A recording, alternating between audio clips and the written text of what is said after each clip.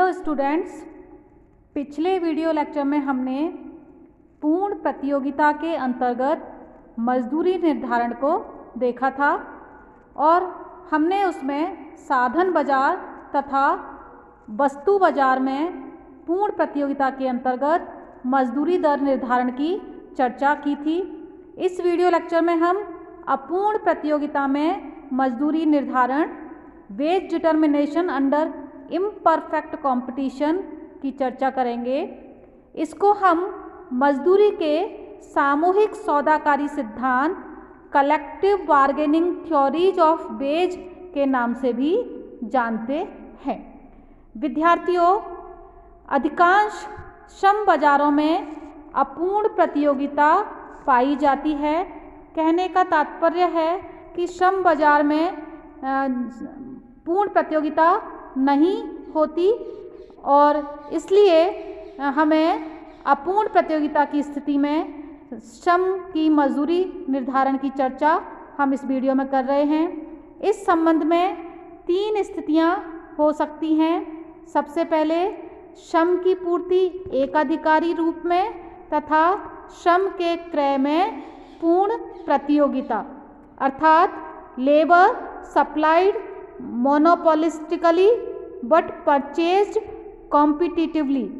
कहने का मतलब ये है कि इस स्थिति में मजदूर संघ होता है एक तरफ और अनेक नियोक्ता होते हैं, एम्प्लॉयर अनेक होते हैं, उनमें परस्पर प्रतियोगिता होती है, लेकिन जो श्रम की पूर्ति है वह एक मजदूर संघ के द्वारा होती है। श्रम की पूर्ति एकाधिकारी रूप में होती है। ऐसी दशा में मजदूर संघ मजदूरी को ऊंची करवा सकते हैं, परंतु इस स्थिति में रोजगार की मात्रा में कमी आ जाती है। तो विद्यार्थियों, हम इस स्थिति को चित्र के द्वारा देख सकते हैं। आगे इस चित्र में मजदूर संघ द्वारा श्रम की पूर्ति करना और जो श्रम की मांग है उसका प्रतियोगी होना, यानी एक मजदूर संघ व अनेक नियोक्ताओं की दशा में यहाँ इस चित्र में मजदूरी निर्धारण दिखाया गया है। ओ एक्स अक्ष पर श्रम की मात्रा ली गई है, ओ वाई अक्ष पर मजदूरी दर ली गई है। यदि विद्यार्थियों मांग पूर्ति शक्तियों को, श्रम की मांग और श्रम की पूर्ति शक्तियों को स्वतंत्र रूप से कार्य करने दिया जाए तो संतुलन बिंदु E1 पर होगा। OW1 मजदूरी दर निर्धारित होगी और श्रम की OQ1 मात्रा काम पर लगाई जाएगी। लेकिन चूंकि यहाँ मजदूर संघ श्रम की पूर्ति में एकाधिकार रखता है तो वह श्रम की जो मजदूरी दर है उसको संतुलन मजदूरी दर से ऊंची निर्धारित करवा सकता है, क्योंकि यहाँ पर मजदूर श्रम की पूर्ति में एकाधिकार प्राप्त है। तो ऐसी स्थिति में मान लीजिए मजदूर संघ OW मजदूरी निर्धारित करवा लेता है अपनी सौदाकारी शक्ति के माध्यम से, तो इस स्थिति में विद्यार्थियों OQ श्रम काम पर लगाए जाएंगे और OW2 मजदूरी यहाँ पर निर्धारित की गई है। लेकिन विद्यार्थियों, इस स्थिति में आप देख सकते हैं कि मजदूरों की मांग कम है और मजदूरों की पूर्ति ज़्यादा है OW2 मजदूरी दर पर। इसलिए इस स्थिति में जो काम चाहने वाले समस्त श्रमिक हैं उन सभी को रोजगार नहीं मिल पाता और Q2 यानी E2 श्रमिक, इतने श्रमिक बेरोजगार रह जाएंगे। तो यहाँ पर श्रमिकों को ऊंची मजदूरी दर तो प्राप्त हो रही है, लेकिन रोजगार की मात्रा यहाँ पर कम हो गई है, श्रमिक बेरोजगार रह गए हैं। तो इस स्थिति में अपूर्ण प्रतियोगिता की ये एक स्थिति है जिसमें मजदूर संघ श्रम की पूर्ति में एकाधिकारी शक्ति रखता है, लेकिन श्रम की मांग है वह प्रतियोगी है। यहाँ पर अनेक नियोक्ता हैं जिनका सामना एक मजदूर संघ से होता है। तो ये एक स्थिति है। दूसरी स्थिति हो सकती है अपूर्ण प्रतियोगिता के अंतर्गत कि श्रम की जो पूर्ति है वह तो पूर्ण प्रतियोगिता के रूप में हो और श्रम के क्रय में एकाधिकार की स्थिति हो, यानी condition of monopsony in the higher and the perfect competition in the supply of labour. विद्यार्थियों, इस स्थिति में अनेक श्रमिक होंगे और श्रम का क्रेता एक व्यक्ति होता है, यानी एक मालिक होता है। इसको हम इस प्रकार देख सकते हैं, मान लीजिए किसी एक स्थान पर एक मिल मालिक है, वही समस्त श्रमिकों को रोजगार प्रदान करता है, तो श्रम के क्रेता एकाधिकारी की स्थिति यहाँ पर होगी। और इस स्थिति में जो क्रेता एकाधिकारी है वह श्रम की विभिन्न इकाइयों के लिए अलग अलग मजदूरी देता है। जैसे जैसे वो श्रम की अधिक मात्रा काम पे लगाता है, यानी अधिक श्रमिकों की मांग करता है, तो वह श्रमिकों को अधिक मजदूरी दे सकता है। तो इस स्थिति में श्रम की जो पूर्ति वक्र है तो और श्रम का सीमांत लागत वक्र है, दोनों में अंतर होता है, जिसको हम एक इस उदाहरण से देख सकते हैं। हालांकि जो श्रम का मांग वक्र है, जो MRP वक्र है, वह नीचे की ओर झुकता हुआ होता है। तो यहाँ पर एक टेबल आपको दिखाई दे रही है, इसमें इस कॉलम में श्रम की इकाइयाँ ली हुई हैं, यहाँ पर मजदूरी दर ली हुई है, और इस कॉलम में कुल मजदूरी दर ली हुई है, और यहाँ श्रम की सीमांत लागत यानी मार्जिनल वेज ली गई है। मजदूरी दर को हम औसत मजदूरी के रूप में देख सकते हैं। यदि श्रम की एक इकाई काम पर लगाई जाएगी तो प्रति इकाई श्रमिक की जो मजदूरी दर है वह 200 है, और यदि 2 इकाइयाँ श्रम की काम पे लगाई जा रही हैं तो प्रति इकाई मजदूरी 250 रुपये है। और हमने यहाँ पे टोटल मजदूरी कैलकुलेट की हुई है, और श्रम की सीमांत मजदूरी भी हम निकाल सकते हैं। श्रम की एक अतिरिक्त इकाई काम पे लगाने पर जो श्रम की सीमांत लागत है वह मार्जिनल वेज है। तो जैसे एक श्रमिक लगाने पर कुल मजदूरी 200 है, 2 श्रमिक लगाने पर कुल मजदूरी 500 है, तो दूसरे श्रमिक की जो सीमांत मजदूरी है, सीमांत लागत है, वह 300 होगी। तो विद्यार्थियों, इस स्थिति में हम जो प्रथम कॉलम है और जो द्वितीय कॉलम है, श्रम की इकाइयाँ और जो मजदूरी दर है, उसको यदि हम ग्राफ पर चित्रित करें तो उससे हम श्रम का पूर्ति वक्र चित्रित कर सकते हैं, जहाँ यहाँ पर दिखाया हुआ है S = AW। और यदि हम श्रम की इकाइयों और श्रम की सीमांत लागत को चित्रित करें तो यह दूसरा वक्र दिखाया गया है MCL यानी मार्जिनल कॉस्ट ऑफ लेबर, जिसको हम मार्जिनल वेज कर्व के रूप में भी कह सकते हैं। अब यहाँ पर इस चित्र में हम देख रहे हैं कि क्रेता एकाधिकार है, मोनोप्सोनी है, और इस स्थिति में जो श्रमिक हैं वह अनेक हैं, लेकिन खरीदने वाला श्रमिकों का एक है, क्रेता एकाधिकार है। और इस स्थिति में जो क्रेता एकाधिकारी होगा वह जो मजदूरी दर है वह BQ निर्धारित करेगा। इस बिंदु पर, इस B पॉइंट पर मजदूरी दर निर्धारित करेगा, जहाँ श्रम का मांग जो कि MRP है, मार्जिनल रेवेन्यू प्रोडक्ट कर्व है, जो कि श्रम का मांग वक्र होता है फर्म की तरफ से, और जो श्रम का सीमांत लागत वक्र है इस B बिंदु पर बराबर हैं। तो इस B बिंदु पर मजदूरी दर निर्धारित होनी चाहिए विद्यार्थियों, लेकिन जो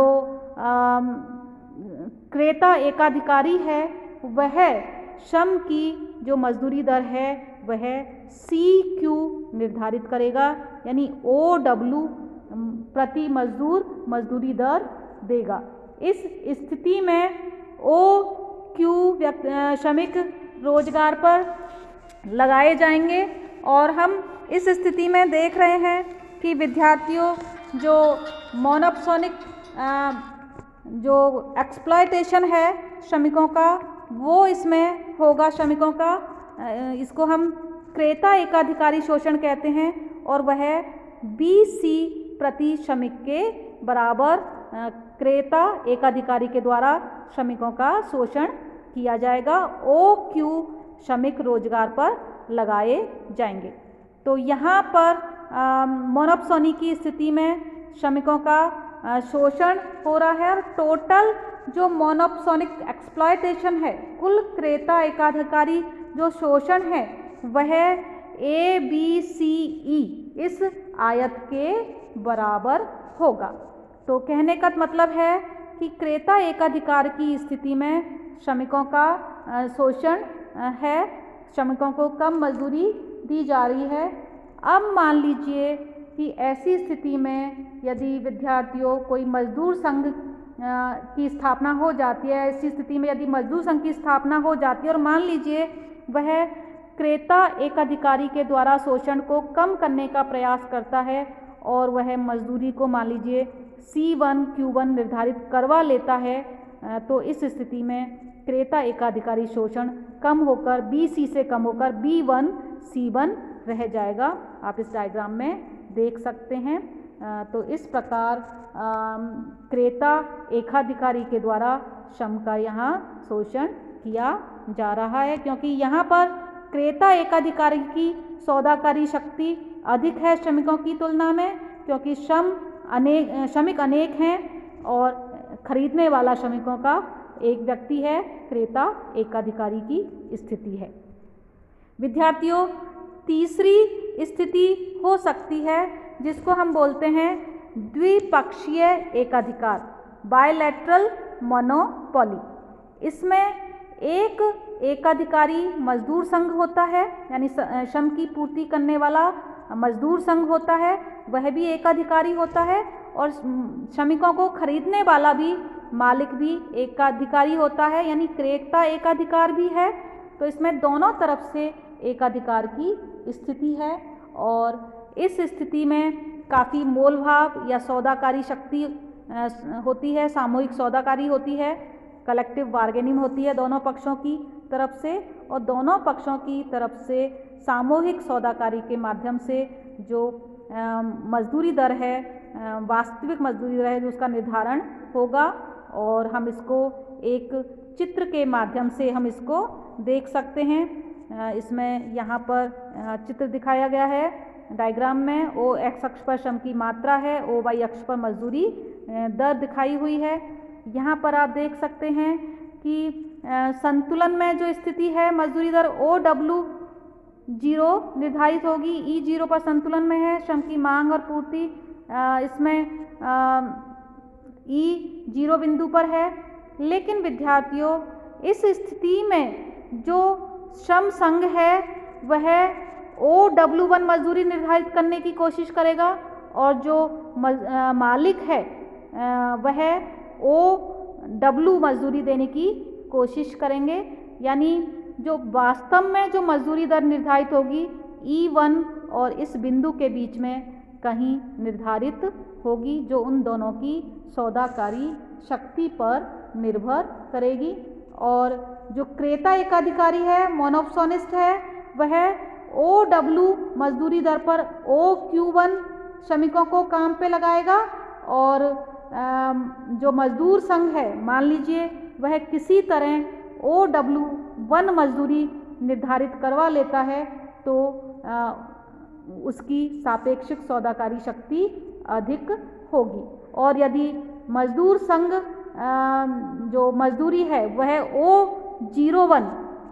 O01 निर्धारित करवा लेता है, तो संपूर्ण श्रमिकों को काम पे लगाया जा सकेगा, जहाँ पर कि श्रम की मांग और श्रम की पूर्ति E 0 बिंदु पर OQ 0 है। तो इस प्रकार इस स्थिति में विद्यार्थियों दोनों पक्षों की तरफ से बार्गेनिंग की जाती है और सामान्यतः जो मजदूर संघ हैं और जो मालिक संघ हैं वो आपस में सौदाकारी शक्ति के द्वारा मजदूरी दर को निर्धारित करेंगे। तो विद्यार्थियों, इस स्थिति में मजदूरी दर तथा रोजगार की मात्रा दो बातों पर निर्भर करेगी कि वे उद्देश्य जिनका श्रम संघ द्वारा अनुसरण किया जा रहा है, क्या वे ऊंची मजदूरी निर्धारित करने का उद्देश्य रखते हैं या सभी श्रमिकों को काम प्राप्त करने का उद्देश्य रखते हैं और दोनों पक्षों की श्रम संघ तथा नियोक्ता संघ की सापेक्ष सौदा शक्ति मजदूरी दर को निर्धारित करती है। इस स्थिति में मजदूरी दर की हम उन व्यापक सीमाओं का निर्धारण कर सकते हैं जिनके बीच दोनों पक्षों की सौदा शक्तियों के अनुसार मजदूरी दर और रोजगार की मात्रा अंततः निश्चित होगी। तो विद्यार्थियों, ये अपूर्ण प्रतियोगिता के अंतर्गत मजदूरी निर्धारण का सिद्धांत है, जिसे हम सामूहिक सौदाकारी शक्ति के द्वारा मजदूरी निर्धारण के सिद्धांत भी बोलते हैं। कहने का मतलब यह है कि ये मजदूरी के सामूहिक सौदाकारी सिद्धांत collective bargaining theories of ways भी कहे जाते हैं। मैं समझती हूँ आपको विद्यार्थियों अपूर्ण प्रतियोगिता की तीनों स्थितियाँ समझ में आ गई होंगी कि जहाँ दोनों पक्ष एक अधिकारी हैं, जहाँ श्रमिक एक अधिकारी हैं मजदूर संघ के रूप में, या जहाँ पर मालिक जो नियोक्ता हैं वो एक अधिकारी हैं और श्रम की पूर्ति में प्रतियोगी स्थिति है। तो इन तीनों स्थितियों में हमने मजदूरी निर्धारण देखा। अभी के लिए इतना ही पर्याप्त है। Thank you.